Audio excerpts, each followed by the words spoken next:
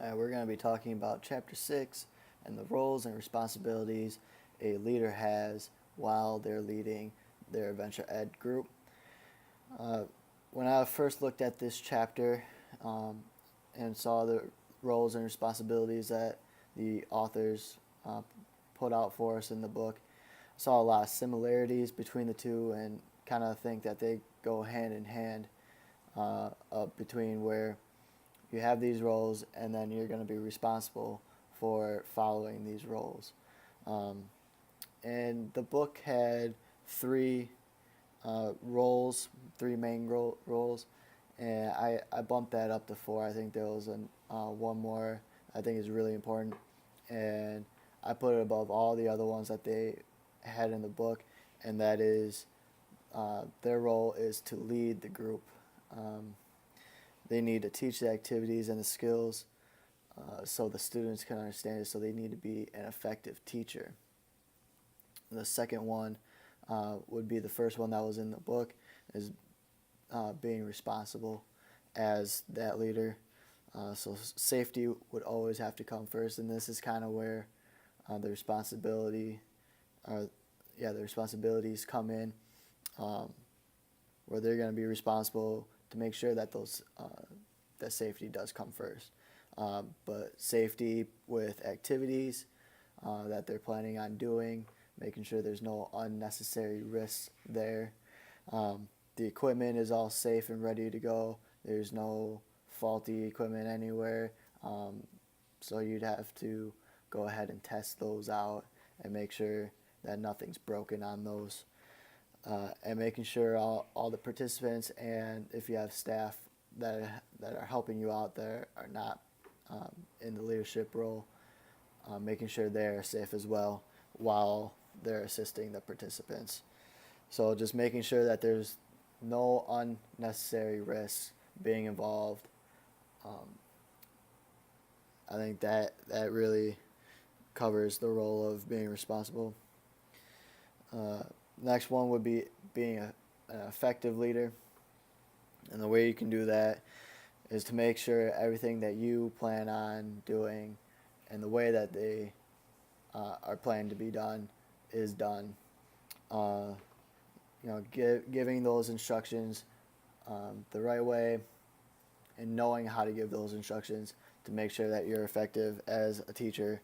And also solving problems that may not necessarily you might have thought of or thought could happen, but being able to solve problems on the fly and like faulty equipment, if you had checked all of them and it's still a piece of equipment that breaks that day, how are you going to solve that problem? I think that really plays a big role into being an effective teacher. And the last one being for psychological.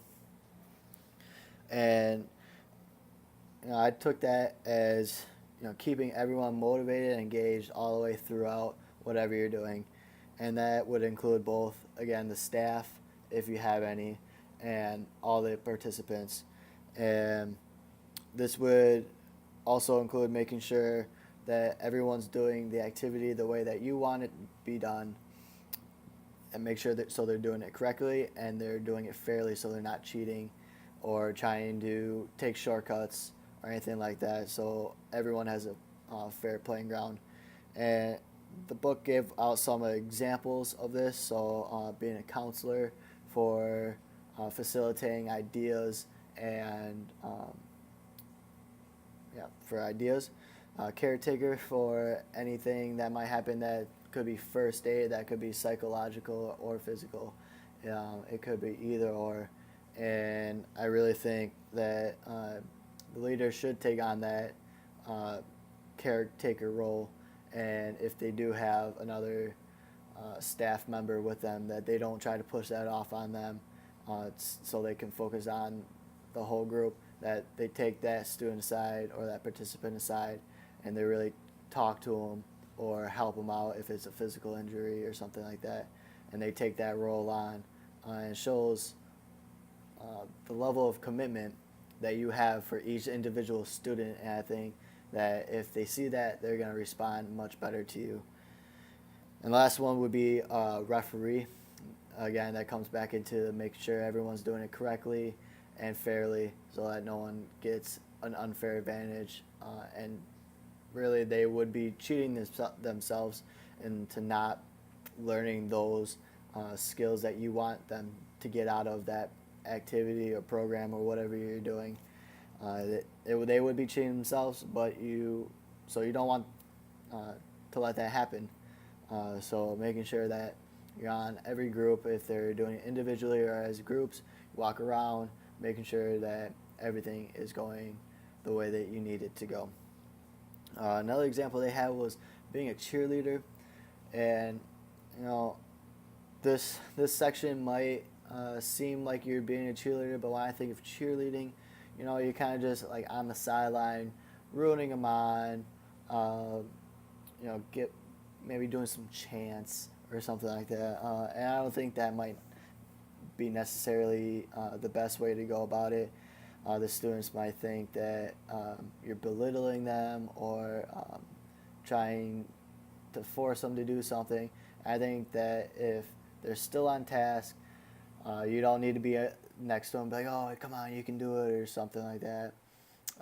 Just being that more of a counselor role than a cheerleader role would be more effective.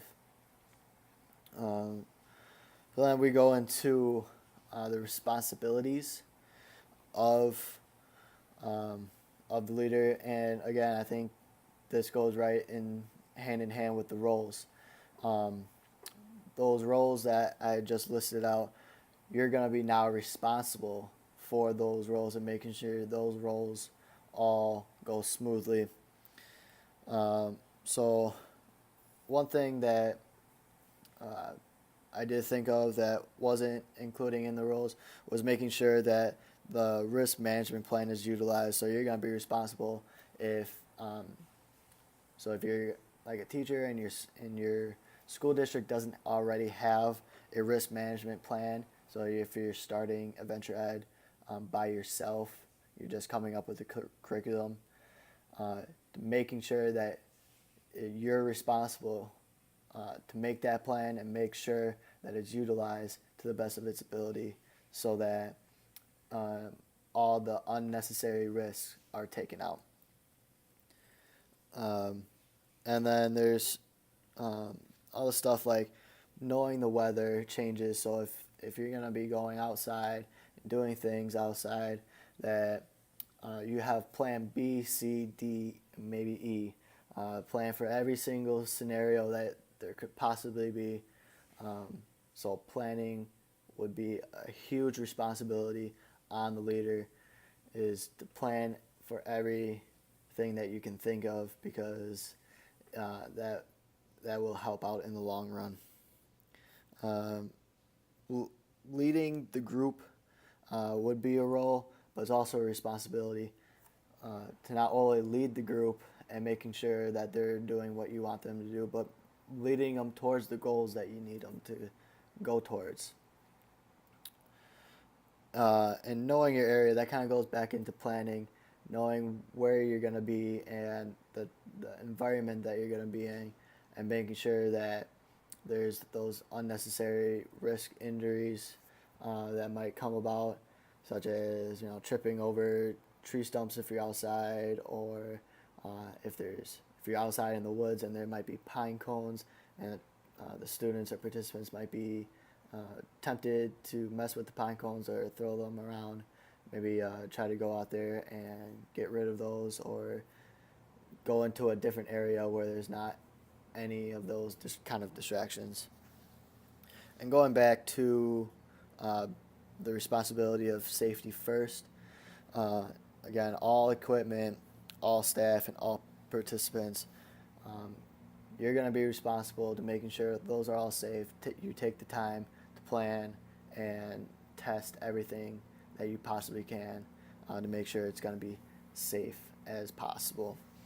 And the way that you can do this when you're actually teaching or in that leadership role while you're doing it is you need to set the tone right away, so the group knows exactly what to expect from you and what you expect from them. So making sure that tone is set right away from the get-go, that there's no nonsense going on. Um, so that includes the no cheating or trying to take shortcuts or anything like that, as well as no bullying of each other or the environment. Each other meaning person to person, and the environment meaning uh, you know disrupting the environment if you're outside, doing something that might harm um, the grounds or equipment, and if you're inside again, doing something that might harm where the area that you're in. So making sure everyone is safe, and so you have to set the tone, and that will lead into having a positive environment that all students will be in to make sure everything is safe and sound. So to just recap of what I was just talking about, first and foremost, you got to lead your group. That's the number one role that you will have as leaders, to actually lead the group. Then you have to be responsible. So your role will be to be the responsible one of the group. And then right after that is being effective as a teacher and as a leader. And then after that would be the psychological aspect of being there for all students and staff, if you have any staff under you. Being there to make sure that if anything goes wrong or if anything is going wrong, that you're there to help out. And then for the responsibilities, kind of going again hand in hand with the roles, is making sure everyone's safe and that you set the tone for the safety considerations and all the things that need to be done. You need to set that tone. Making sure that you have a risk management plan available and ready to use, and then make sure that you use it when necessary. And then planning, making sure that you plan as much as you can and as frequently as you can, so if anything changes, you have a backup.